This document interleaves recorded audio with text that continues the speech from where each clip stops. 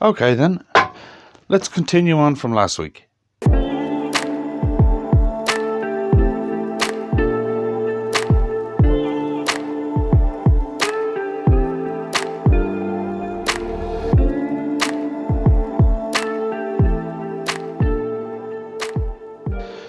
Right then, we'll continue on from last week's video. Right, this week's video is going to be, as I said, it's going to be a box, and I'll go through different fittings of lids, how to get them, the infamous wood turners pop, and there's like a cheat code how to get that. I'll go through that. Right, when you're doing a box, there's a couple of things you need to know. Right, before you even start, what's it going to be used for? Where is it going to stay? Right, if it's going to say sit on a dressing table or a bedside cabinet or something like that, you do not want a pop fit on it. You just want to be able to lift the lid off and put the lid on. If it's going to be transported, on the other hand, that's where your pop fit comes in, right? Because you don't want the lid just falling off it, right? If it's going to hold a powder, you do not want a pop fit, right? I'll go further into when we're doing the lid, right? I'll go further into why you get a pop, what causes it, and why you shouldn't use it on something that holds a powder, especially a light powder like flour or something like that, like sugar or stuff, it's fine. But a light powder, you should never put a pop fit on. Right, I'm going to stick with beech because that's what I used last week, right? So I have a piece of beech here. It's round about 3.5 inches by 6 inches, right? First thing I'm going to do is to put a tenon on each end of it, right? Right, I've already rounded it off and stuff, right? So I'm going to put a tenon on each end.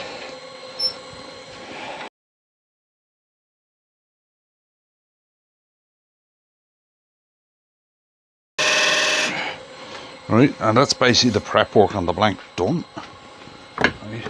You need a tenon on each end so that you can basically hollow out both the main body of the box and the lid. Right, then I'm going to cut in for the lid. You pick a spot and just go in, remembering that you have to leave room for a release cut, right? Now, what you can do is you can either put this into your chuck before you do this, in which case you can just cut this clean off. But what I like to do, in order to make this gap as small as possible, is go in, make sure I have clean cuts there, and then just bring it over to the bandsaw and cut it off. It makes this gap smaller because I don't have to leave room for that. Right, right, a slimline parting tool like this, you can get all the way in there, but it's a little dangerous, right? Because you don't have much leverage back here.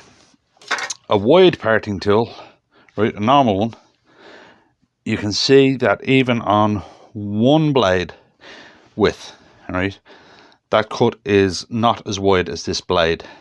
And if I use this, I would have to use at least 1.5 of them. So that cut would be round about double the size. It's just for matching up at the end. For grain match at the end. So what I like to do when I'm doing these boxes, especially with a pop fit, is do this and then just bring it over to the bandsaw and cut it off. Right. And there we have our 2 halves. Right. Next thing I want to do is I have to put my 2-inch chuck on so that we can start hollowing and sorting out the insides of this. You don't worry about the outside of a box until basically the last thing. Right, you have to get the inside sorted first. So I'll set up for that, be right back. Right then, that's the lid is mounted into the chuck. So flatten it off first.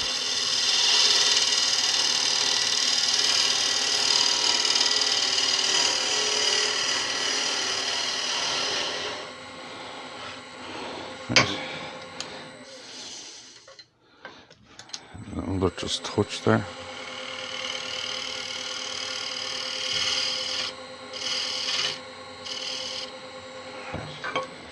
Now what I want to do is decide on what width I want the rim on the box to be. Right. If you can give yourself a guide, you should always try and do it.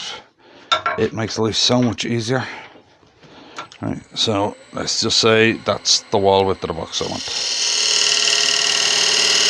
Right. That's the wall width of the box I want. Right. Now I will be making that deeper, right? But I want to get the hollowing done first, and it's just a case of hollow it like a tiny bowl.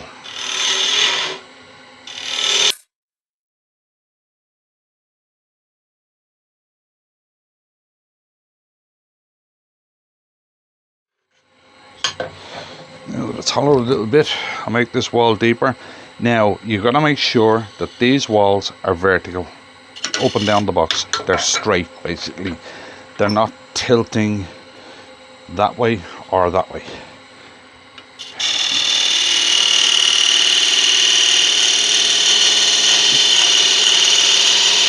Right, that's straight. Now I'll go in and hollow it out some more.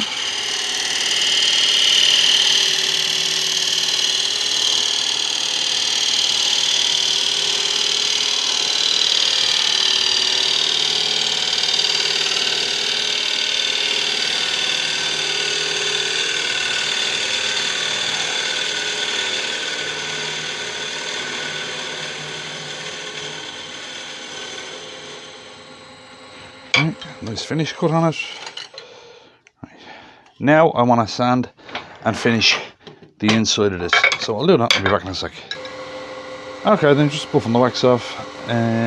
Right, if you're doing boxes, as I said before, it's kind of handy to know what you're using them for first. Right, it helps you with design, and what kind of fit you want, and a few other things. Right, the more you do them, the more you get the hang of it. Right, now something you can do on this, right, on the lids, to make them fit better, is you can put a slight chamfer here on the edge from the outside to the inside. And when I say slight, I mean slight, right?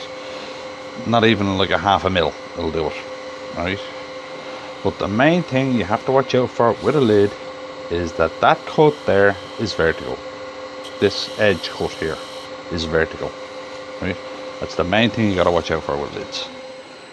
Right. Now basically that's what you've done so far. On the lid, you don't touch the rest of it. Right. Next thing you do is switch that out for the body.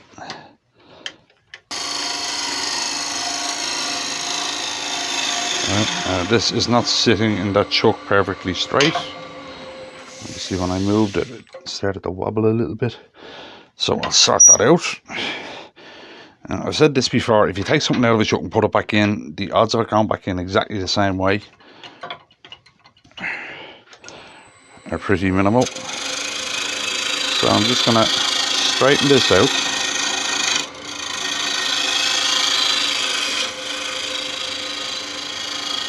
Get that little wobble out of it.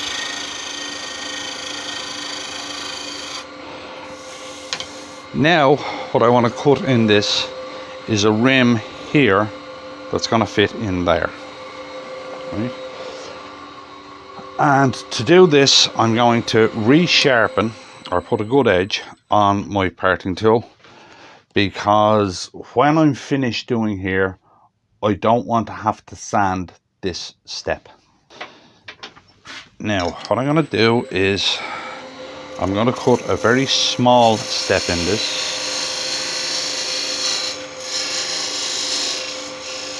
much smaller than I need to check for fit. Now, the thing is, if I go too far and I put a little step in there, then it's easy to just take it off and keep going. Right. I will cut the full size step in when I'm happy with the size. Slightly too close.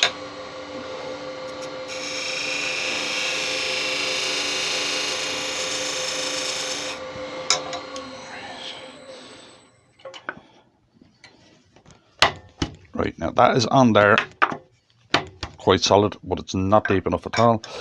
No, so I want to bring that step further down.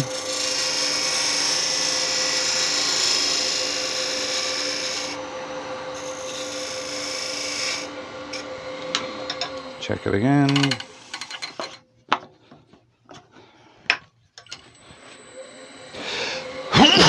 Excuse me.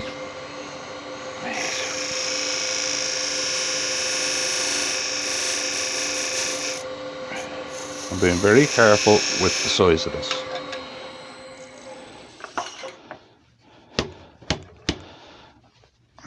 There's a slight tilt in that.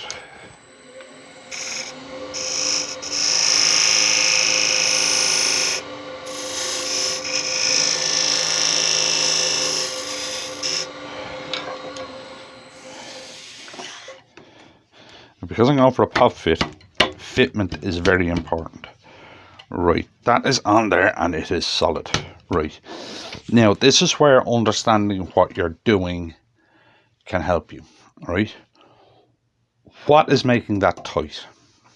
Right, the answer is there's two things that are making that tight. There's pressure, which is the amount it's squeezing on this, right, and the other one is friction. Right, it's the friction of the two pieces rubbing against each other like that. Now I want to keep a tight fit.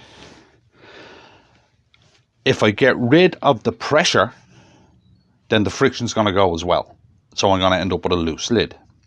Whereas if I get rid of some of the friction, the tightness is still there to still hold that lid on, right, and it's held on very well actually. Right, so how do I do that? Right, the friction is caused by that step there rubbing against that step there. How do I get rid of the friction? Get rid of some of the surface, right? So what I want to do is I want to put a roll here, right? Now, it's hard to see when I'm doing it because the roll is small. A number of years ago, I did a video on pop fit, and what I'm going to do, and I did diagrams of how this works, right? So what I'm going to do is I'm going to go back, I'm going to grab those diagrams, and I'm going to put them in here, right?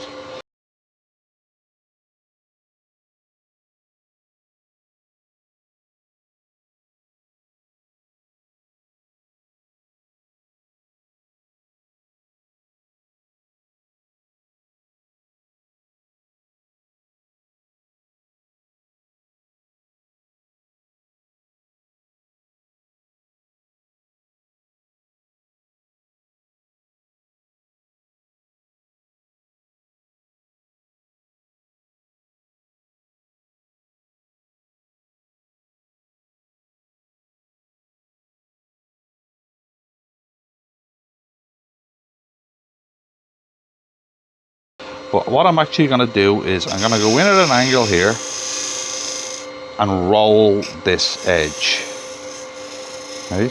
But I'm not going to decrease the outside size of it whatsoever. What I've done is I've made this edge here, instead of being that shape, I've made it that shape, right?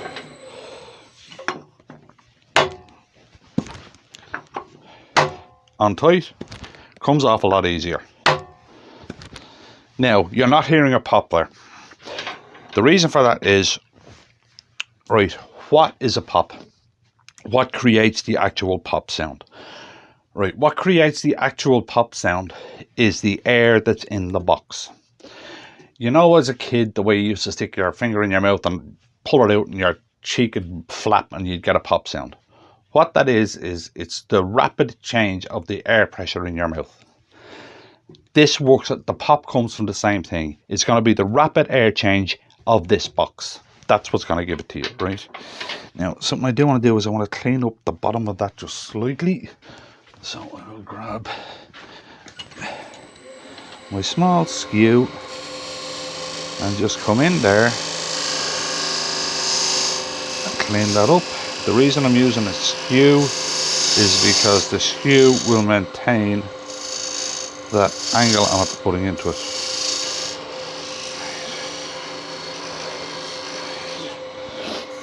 Now, I'm just going to hollow that out the same way I did in last week's video, right?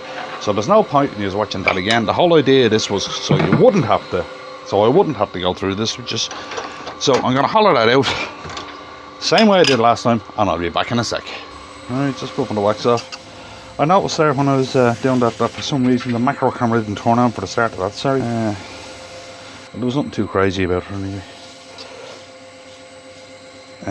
Right, I've done my usual finishing routine on the inside of this. What I haven't done is on the outside of this, I did not sand it, right, because the fit is perfect. If you get right, I've heard of this happening. I've actually had a couple of guys ask me about it, right?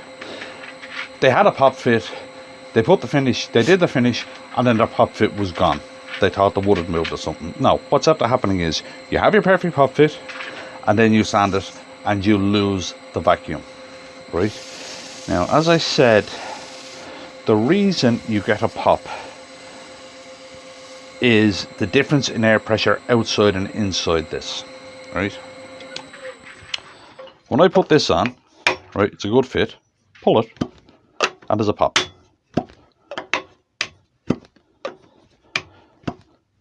What it actually is, where's that grain line up? Not of interest. That's it.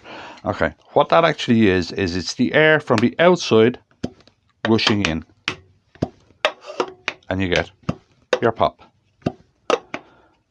All right, it's actually the air echoing in here is what gives you your pop. All right. The reason I'm saying don't put flour or anything in that is because of that air rushing in. If you have really light powder in there, it's just going to spray back out, right? So know what you're using a box for first, right? Now we get to the outside of it, right? The outside of this, really easy.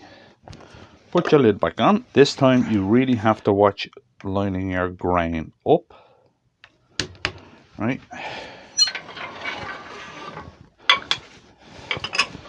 Bring your tailstock up to support it.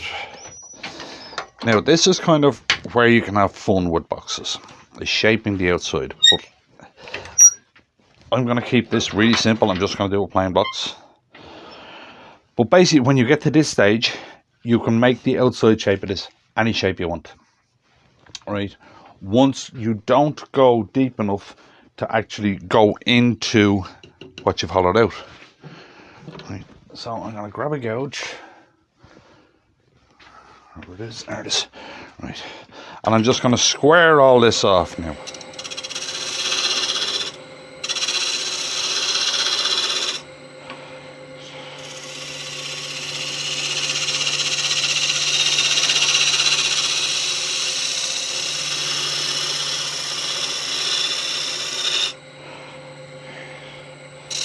There's a little lip there.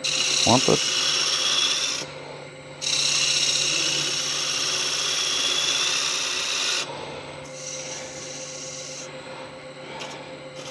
I get a finish cut on it.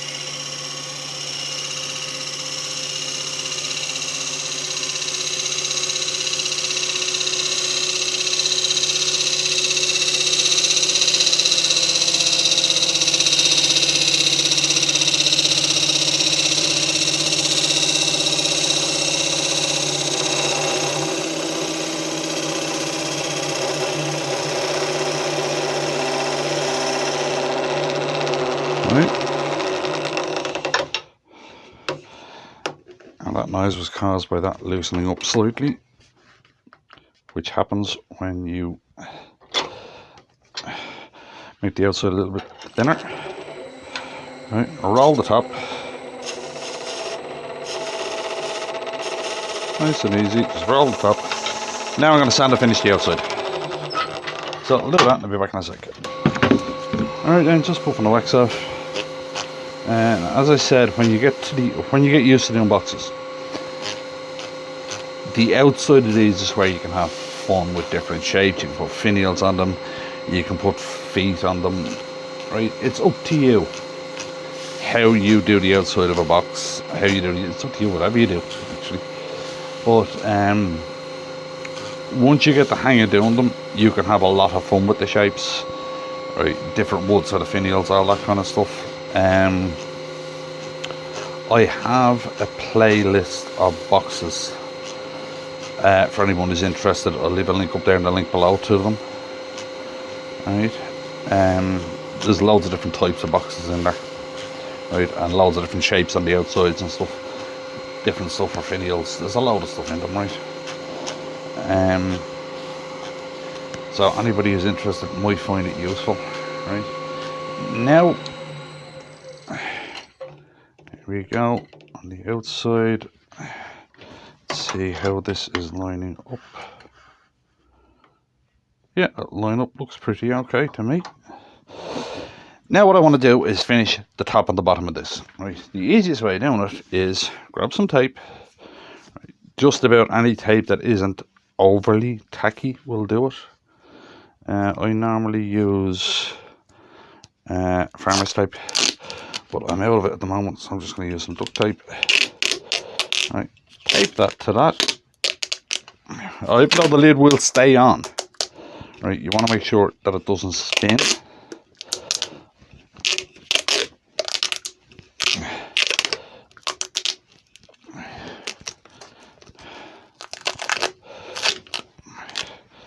And once that's taped on, you can get rid of your tile stock and do that end. And yet again, shape is up to you.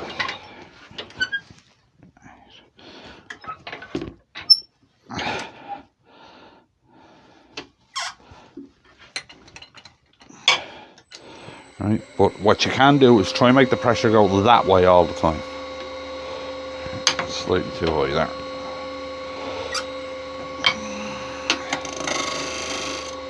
Way too fast.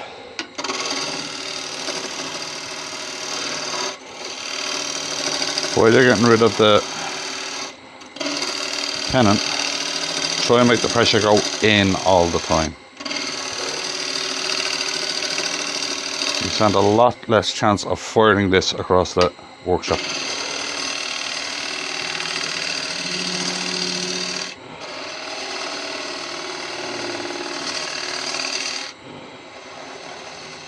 And when you get to here, you can decorate the top of this if you want to. If you don't want to, you don't have to. You're designing it, it's up to you. Right, well, for these videos, I'm keeping these as simple as possible.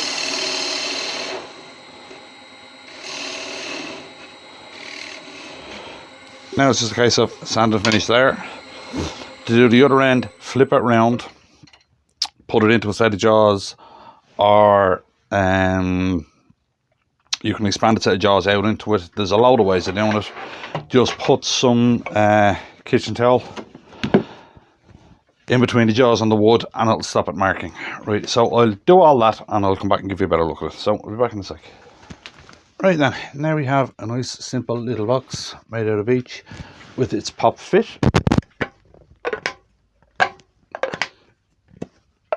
Right, now what you don't want on a pop fit is where you have to grab it and swing out of it. You just want it to come off, but you want to hear this.